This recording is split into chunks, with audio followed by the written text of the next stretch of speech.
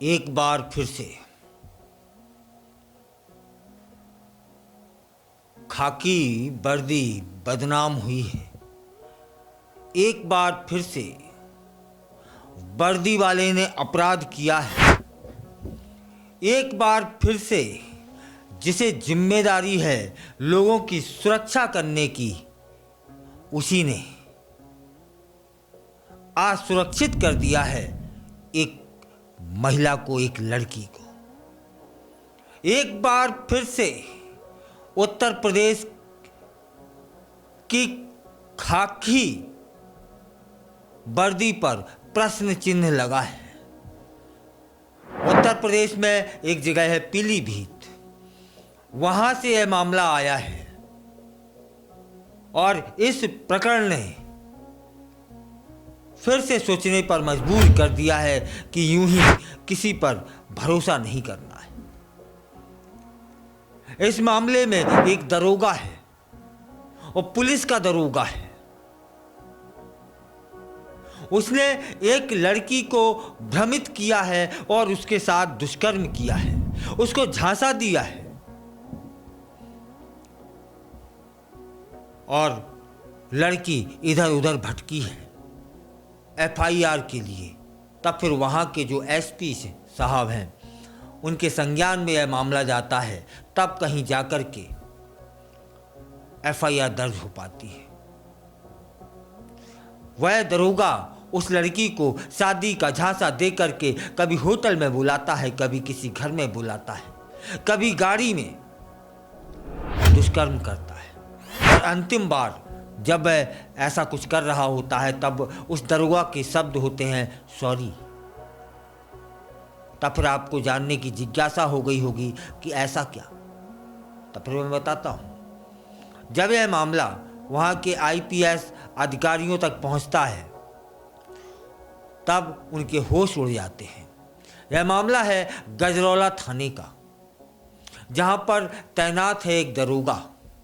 शादी का लालच देकर एक लड़की के साथ कई बार उसने दुष्कर्म किया। उस लड़की ने आरोप लगाया। आरोप के बाद वहाँ के एसएसपी इस मामले को संज्ञान में लेते हैं और पीड़िता को हिम्मत देते हैं कि डरे नहीं। तब जाकर के पीड़िता के परिवार और उस लड़की ने एफआईआर दर्ज करवाई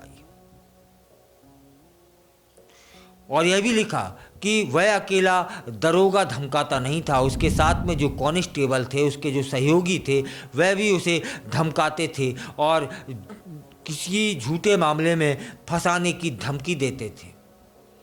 एसपी के निर्देश पर पुलिस पीड़िता की तहरीर पर इंस्पेक्टर और उसके साथी कांस्टेबल समेत 7 लोगों के खिलाफ एफआईआर दर्ज हुई।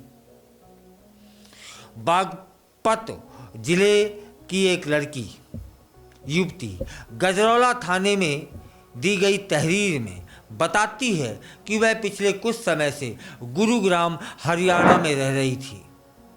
उसकी फेसबुक पर एक अंकित नाम के लड़के से बात होनी शुरू होती है और जब वह लड़का लगातार बात करने की प्रयास करता है तब वह लड़की मना कर देती है कि मुझे बात करने में कोई रुचि नहीं है।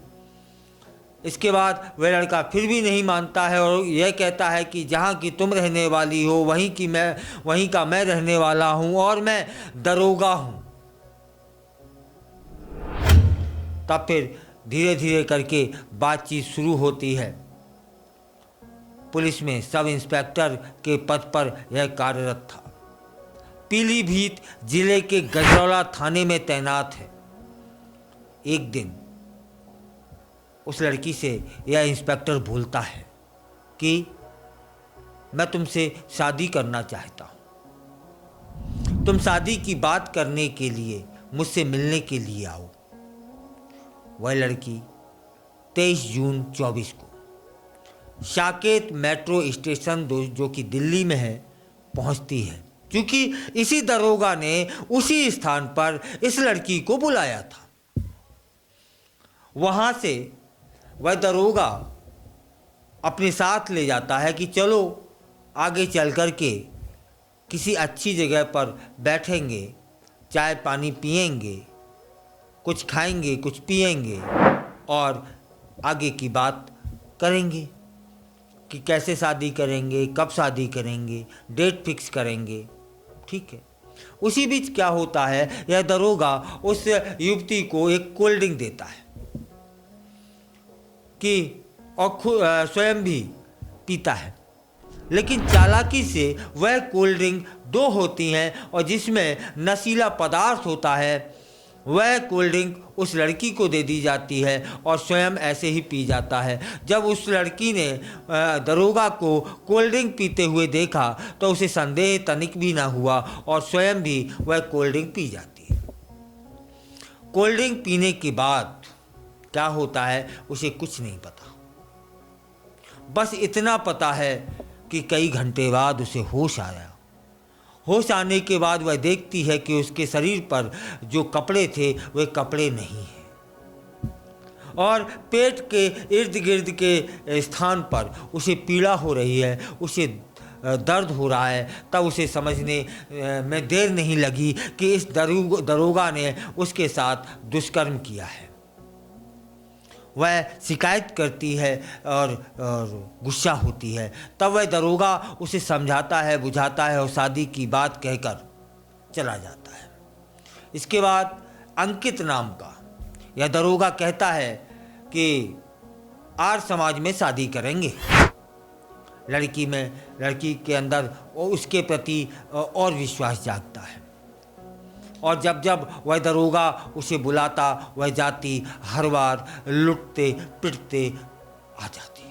14 जुलाई को भी शादी के लिए राजीव चौक मेट्रो स्टेशन पर वह बुलाता है। वहाँ से वह जबरन एक कमरे में ले जाता है और कमरे में ले जाने के बाद मालूम क्या होता है, यह एक वो समय था जब कईयों बार वह दरोगा उस युवती के साथ दुष्कर्म कर चुका होता है। हर बार लड़की उसको बोलती है अब मुझसे शादी करो, अब मुझसे शादी करो।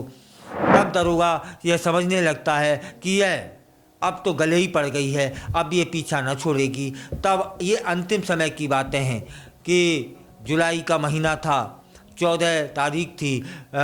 राजीव चौक मेट्रो स्टेशन पर बुलाया जाता है, वह लड़की जाती है और लड़की जब युवती पहुंचती है तब वह उसे एक कमरे में ले जाता है। कमरे में ले जाने के बाद पहले वह उसे धमकाता है और धमकाने के बाद फिर उसे मारता है, बेरहमी से मारता है और इसके बाद वह क्या कहें, कौन सा दरोगा उसके साथ फिर शारीरिक संबंध बनाता है और यह भी कहता है उसके साथ के जो कांस्टेबल के सिपाही थे कि किसी जबरन तुम पर कोई केस लगा देंगे, झूठा केस लगा देंगे, जिंदगी भर तुम जेल से बाहर ना आ पाओगी, जिंदगी बर्बाद हो जाएगी, जिंदगी नर्क हो जाएगी।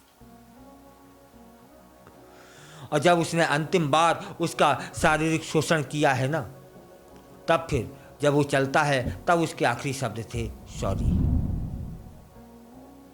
मैं तुमसे शादी न कर पाऊंगा। लड़की युवती छली रह जाती है, ठगी रह जाती है। कईयों बार उसने शारीरिक संबंध बनाए थे और वह दिनांक थी 26 अक्टूबर जब उसने बिल्कुल इनकार कर दिया था। वह जगह थी गुरुग्राम जहां पर उसने शादी करने से दो टूक मना किया था और इसके साथ साथ इसके जो साथ के सिपाही थे, सहयोगी थे, वह भी उस युवती को डराते थे, धमकाते थे और वहाँ से यह चला जाता है गुरुग्राम से। तब लड़की युवती उसे लगातार फ़ोन लगाती है, संपर्क करने की कोशिश करती है। तब इस दरोगा ने उसका नंबर ब्लैक लिस्ट में डाल दिया होता है, लेकिन इससे पहले वो जान जाती है कि यह कहाँ पर पदस्थ था और वह अपनी तहरीर लेकर के वहाँ के एसपी से मिलती है। एसपी साहब ने उसका सहयोग किया, तब फिर जाकर के वह एफआईआर कटी है। और ताज्जुब बताऊं, वह दरोगा पिस्तौल लेकर वीडियो बनाता और उस लड़की को भेजता डराने के लिए, धमकाने के लिए कि जान से भी मार देंगे। या थाने में गई तो तब फिर जब पुलिस का ही सपोर्ट मिला, तब फिर जाकर के दहेज एक्ट में 8 लाख रुपए मांगता था, ऐसी कुछ करके FIR हुई है। उन सिपाहियों पर हुई है और इस दरोगा पर भी हुई है। अब यह दरोगा जेल कब जाएगा इसका इंतजार है। आरोपी दरोगा एक सिपाही, एक दोस्त, उसका नाम प्रवीण है, कार में सवार होकर के यह लोग आते थे। उसी कार में इस पीड़िता को जबरन, समझ गए आप। इन सब पर शिकायत हुई है, FIR दर्ज हुई है।